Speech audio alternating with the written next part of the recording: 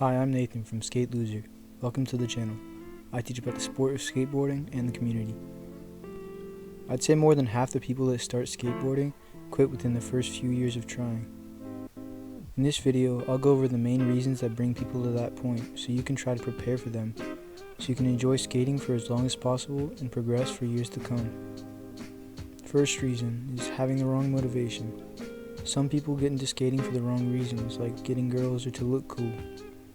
While skateboarding does those things for some people, it won't happen at all if your goal is just to impress people. Let's say you get into skating because you want to get girls. The kinds of girls that like skaters might not mind if you're the best at skating, but it shows if you don't genuinely like the sport. You could try for years, but you'd be wasting your time because you're not enjoying the time you spend skating, which means you'll take longer to progress, and you're not getting any girls from it. Most people that get into skating for these kinds of reasons end up giving up after they realize that it won't work. The ones that stay with it only stay because their goal changes. They originally get to skating to impress girls and then end up loving it. Those are the kind of people that will get girls too. They're spending their time doing a sport they genuinely love, and that's attractive. Number 2, not seeing enough progression. Skating is a very hard sport, and some people don't realize that getting into it. It takes many years of consistent practice to be considered a good skater by anyone. Seeing yourself get better is really what motivates you to continue. If you tried something over and over for months and it didn't work, you'd probably give up unless you had some other form of motivation. Most people start without any other experience and just want to learn to ollie first. I can't judge those kinds of people because that's exactly how I was. I learned an ollie before I even knew what was regular or goofy. But typically an ollie is too hard for someone with no experience to learn. But after a few months without learning the trick, they give up. In order to keep that motivation going, you need to see progress. There are easier tricks than an ollie, and even though the ollie opens up your world to so many new tricks, there are plenty you can do without it. I made a video on tricks you can learn before an ollie, which I'll link in the description. Learning easier tricks will help you see some kind of progress, and you won't feel completely useless on a skateboard. You'll be able to skate around town and do some tricks that in my opinion look cooler than an ollie, and that will help you stay with skating long enough to get to the next trick and the next one, etc. Number 3, not being as good as other skaters. Let's say you're at the skate park and you land a kickflip for the first time. You'll definitely get some praise from other people if they see it, and even if they don't, you'll still feel amazing.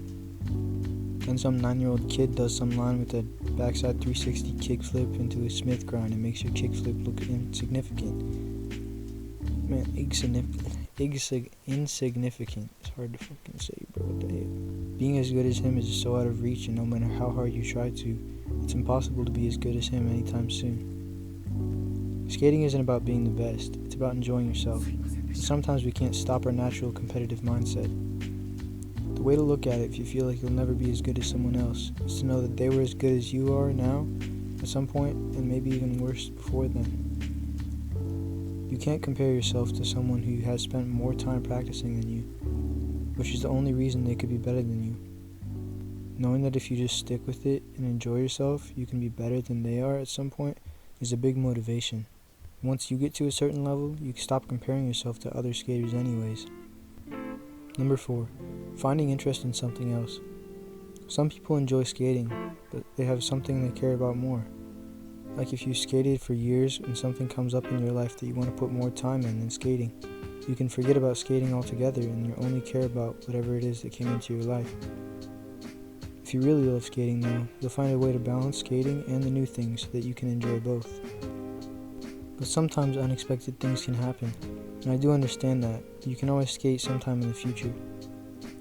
Number 5, actually losing interest. Not everybody is meant for skating. Some people try it out and they don't find it super fun. I personally can't see that, but that's only because I'm not one of those people.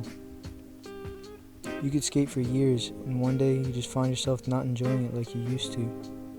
I'd recommend trying some changes in how you skate to see if you can spark it back up, or just a break, but sometimes people can genuinely lose the love for anything they once had, so trying some things that could save it could just be out of desperation.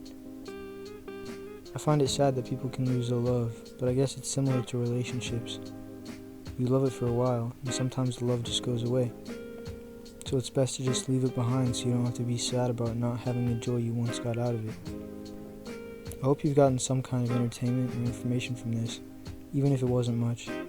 Thanks for taking your time to watch this video to the end. If you liked the video, I'd really appreciate it if you give it a like. If you have the time, go through my channel, see if you like any other videos, and if you do, maybe even subscribe. Thank you, I really do appreciate it. Don't give up on skating. Love and peace. Good luck skating.